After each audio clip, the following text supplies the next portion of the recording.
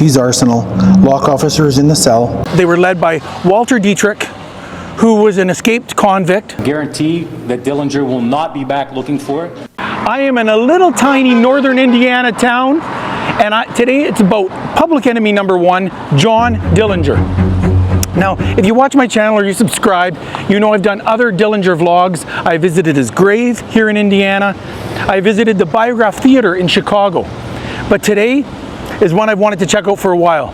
It's a police station that Dillinger and his gang robbed. I'm going to tell you what they took, and then I'm taking you to a museum to show you one of the guns they took.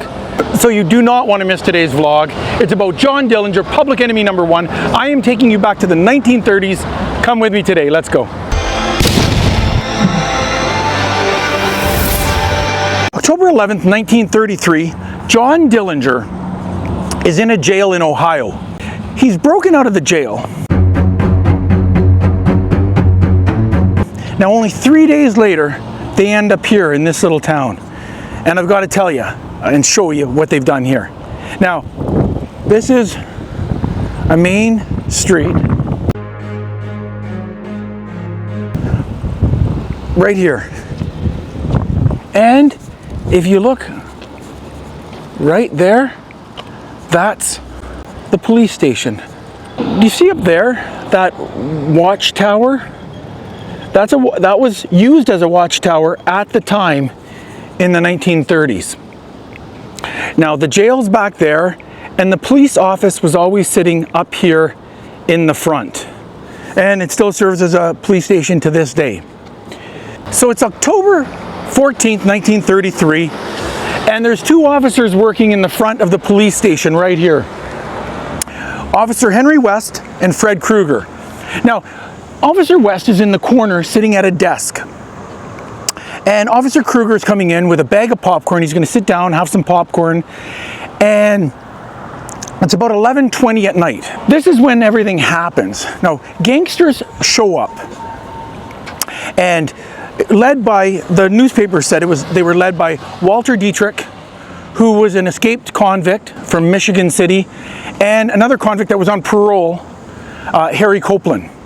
But anyway, they go in there, they're well dressed, and they ask for weapons. They have revolvers with them. And what they take here, they take a bunch of guns, they take a machine gun, which, as I mentioned, I will show you later in the video, and they lock up the officers in their own jail cell. The mayor called it one of those Barney Fife moments. Got yourself a little incarcerated, didn't you? Now, as I had mentioned, the two went in, one remained outside, and it was Dillinger and his gang. They were involved, but Dillinger never went inside the police station. I should say, Officer West and Officer Kruger were not injured in any way. Where are the weapons found? Well, the weapons are found, well, the Tommy gun is found in Tucson, Arizona. They're in a shootout with the police, and the police find the Tommy gun taken from here. And they trace it back, and they figure it was used by Dillinger in other bank robberies. But it all happened right here in this building.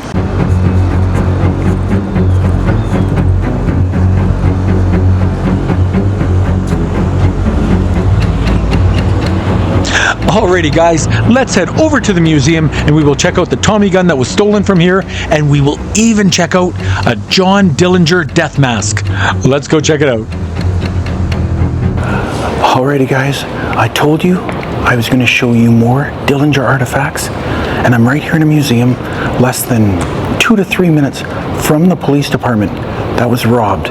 So let me show you what they have here. Well, a Tommy gun. See, one of the most recognizable submachine guns ever produced, the Thompson submachine gun, was taken on October 14th from the Auburn Police Station, which I showed you. Now, it says here that it's unknown if Dillinger or his gang used the submachine gun, but I had read in numerous sources and accounts that this machine gun was apparently used for bank robberies. Let's take a look.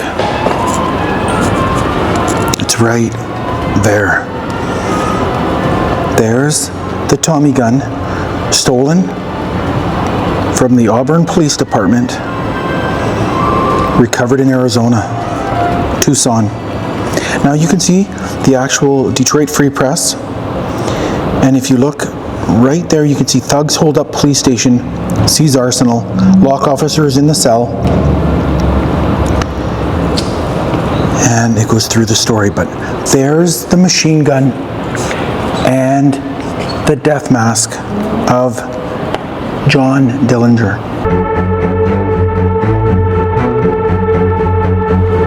Right there. John Dillinger's death mask, the machine gun, and an officer hat. Police Department in Auburn. Now the gun does still belong to the Auburn Police Department, and it's on loan to the museum from the police department. Ladies and gentlemen of Auburn, I return you your property. I can guarantee that Dillinger will not be back looking for it. It's a special delivery, more than 80 years in the making. His gang members robbed the Auburn Police Department. That was on October 14th, 1933. Pretty incredible to see that. And you have to wonder, you know, what was it used for? Was it used in other robberies like I had read? Or, like this plaque says, it's unknown if Dillinger used it for other robberies. But they carried it with them all the way to Arizona. That's pretty crazy.